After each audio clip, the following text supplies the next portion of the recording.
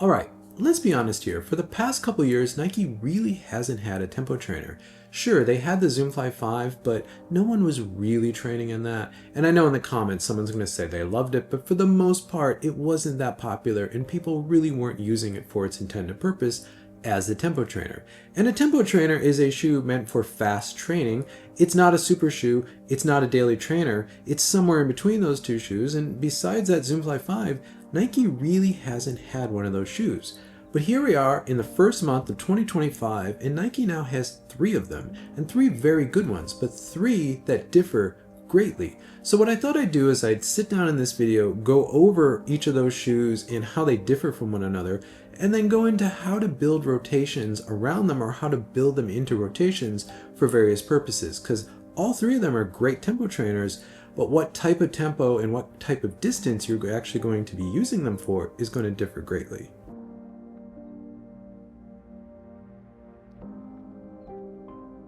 At the start of 2025, these are the 3 tempo trainers that Nike currently is offering in their lineup, and this shouldn't change very much for 2025. We have the Pegasus Plus, the Zoomfly 6, and the Rivalfly 4. Now this video isn't a review of these shoes. I've already done those reviews. Here are the thumbnails you're looking for. I'll put a link in the description to those videos.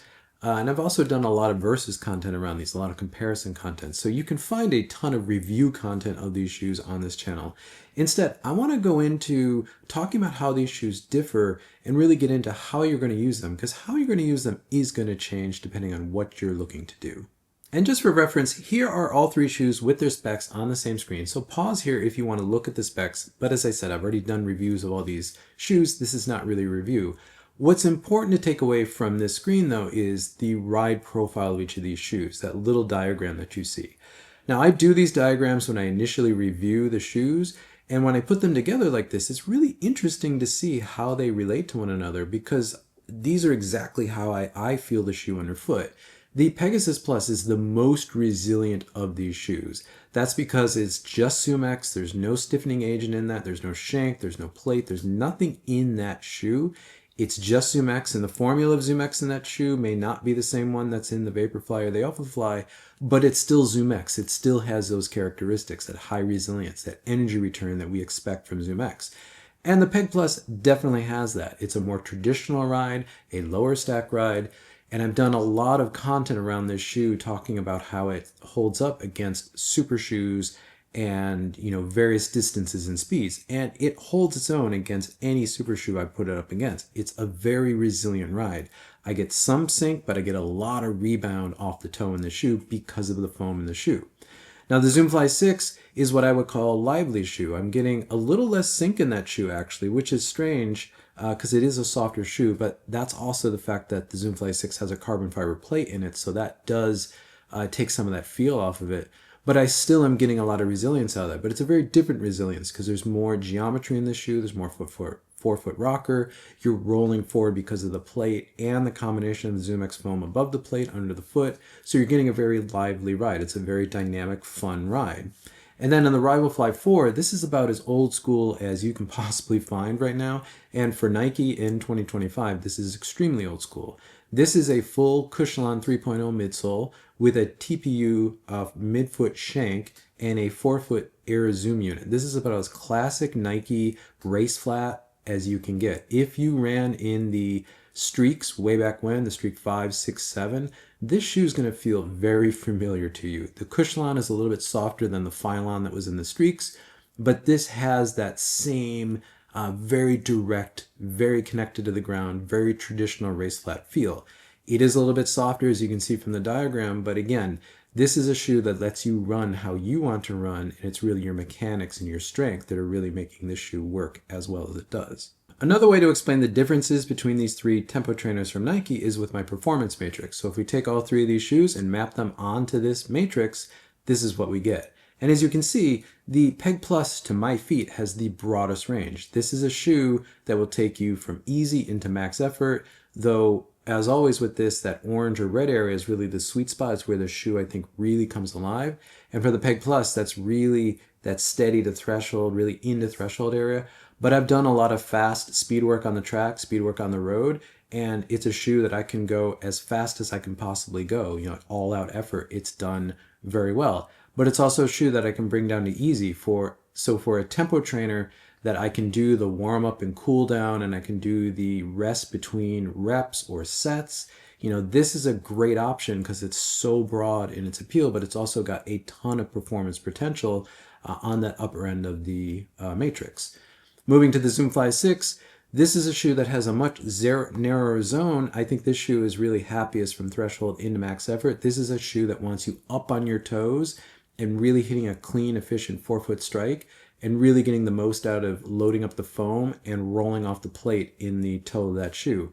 And I think it does exceptionally well. It's not a shoe I would ever pick for easy running, though if you need to do the rest session between reps or sets in a workout, it'll do that just fine. But it's never a shoe I'm going to grab to go for an easy run, where with the Peg Plus, I may grab that for an easy run if I just want that ZoomX feel underfoot. And with the Rival Fly 4, this is really, to me, the most traditional race flat Nike has made in some time. It wants to be in max effort. It doesn't even want to go easy. It doesn't even want to go anything below threshold.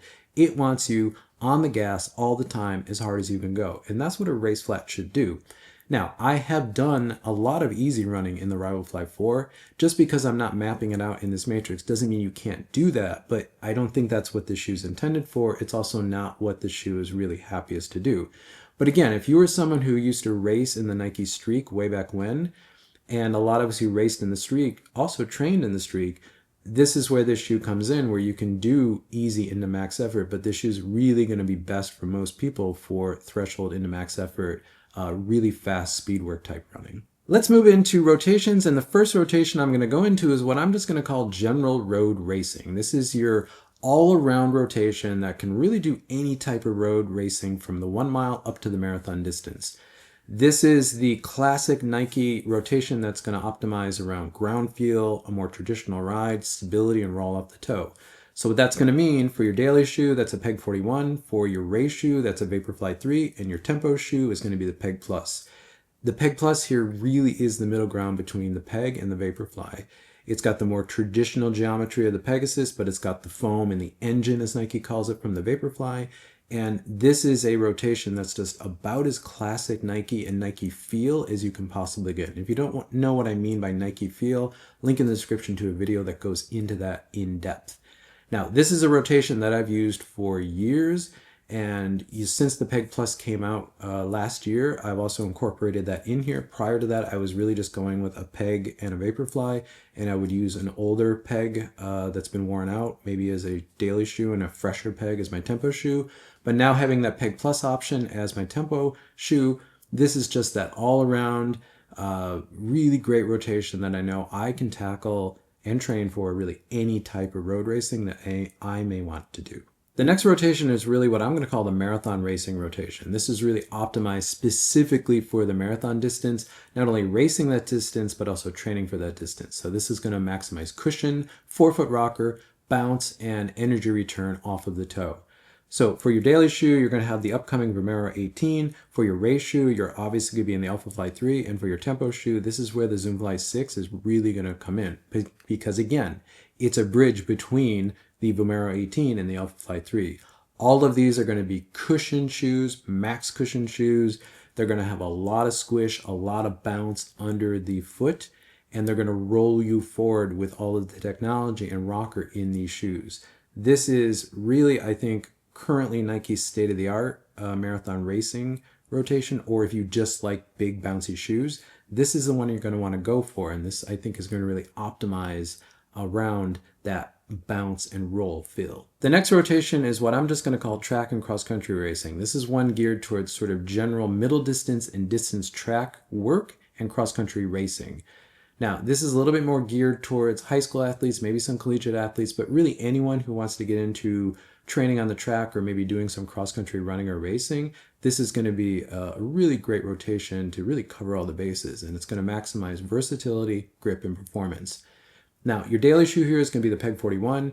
Your race shoe or race spike specifically is going to be the Dragonfly 2. That's going to be good for middle and distance track racing, and with longer spikes, it's going to be good for cross-country racing as well.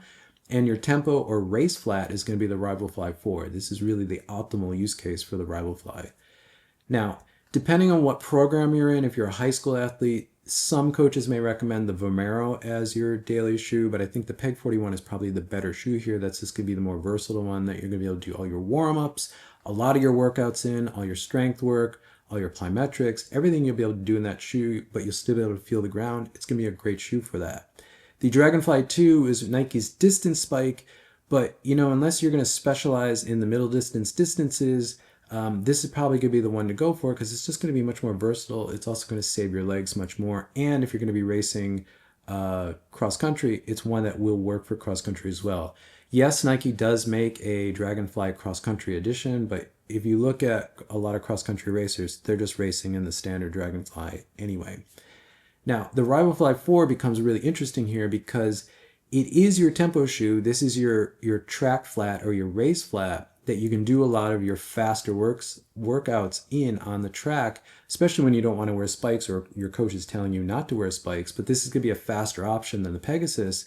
But also for some cross-country courses like California cross-country where you're running on harder surfaces and you don't need spikes or you can't wear spikes, this is going to be a great option for that. It's going to give you a lot more ground feel, a lot more footing, and a lot more ability to kind of cope with the terrain than maybe something like a Vaporfly or some of the other shoes that people are using. So it's a really great option. I think this becomes a really interesting and compelling track and cross-country rotation. The next rotation is what I'm going to call casual racing. This is just general running, and maybe you're jumping into the occasional 5K or park run. You're looking for cushion, durability, and comfort. So your daily trainer here is going to be the upcoming Vomero 18, and your tempo and race shoe is going to be the Zoomfly 6. Between these two shoes, you've got it all covered. You've got the big, bouncy volume shoe for your daily training, the comfortable shoe in the Vomero 18, and then you've still got all that bounce and roll from the Zoomfly 6 for that faster running. And when you want to jump into a race, it's going to be a great option for that. And you're not really sacrificing any performance by not getting a super shoe. Between these two shoes, you've got everything covered and it's going to work really well. Also, these two shoes are likely going to feel very nice together in a very natural transition from one to the other. The last rotation is going to be what I'm going to call the traditionalist. Old school is still cool. You're a runner who still wants direct feel, you like the Air Zoom feel, and you want a very traditional ride.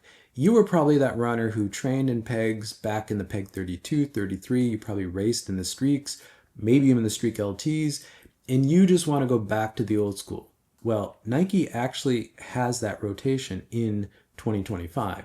Your daily trainer is going to be the Peg 41. Your tempo and race shoe is going to be the Rivalfly 4. These two shoes are about as classic Nike feel as you're going to possibly find. The Peg 41 is very reminiscent of the Peg 36 and some of the pegs before that. It's got that very anchored feel. It's got a lot of flexibility into it. You've got a lot of ground feel. You're getting the Air Zoom feel in the forefoot, but the upgrades in the foam and just the overall fit of the shoe just make it a better peg, probably the best peg in years. Whereas with the Rivalfly 4, that's going to not feel exactly like a Streak. There's a little bit more foam in the shoe, a little bit more stack height in that shoe, but you're still getting that more traditional, denser foam feel underfoot.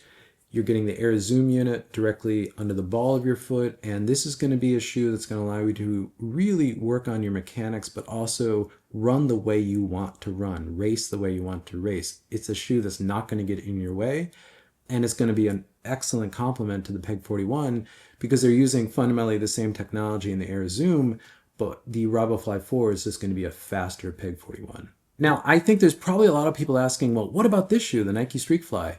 Well, if you followed this channel for any length of time, you know I loved this shoe. I actually started this channel to talk about this shoe. The very first video on this channel is a review of this shoe.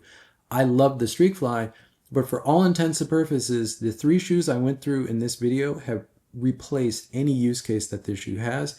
Additionally, in 2025, the Streakfly is being upgraded to the Streakfly 2, which will be a very different shoe from this. This is still a great shoe. This is still a very fun shoe to run in, but I think the Peg Plus has given us a much more durable training variant to this with very much the same feel underfoot as the Streakfly.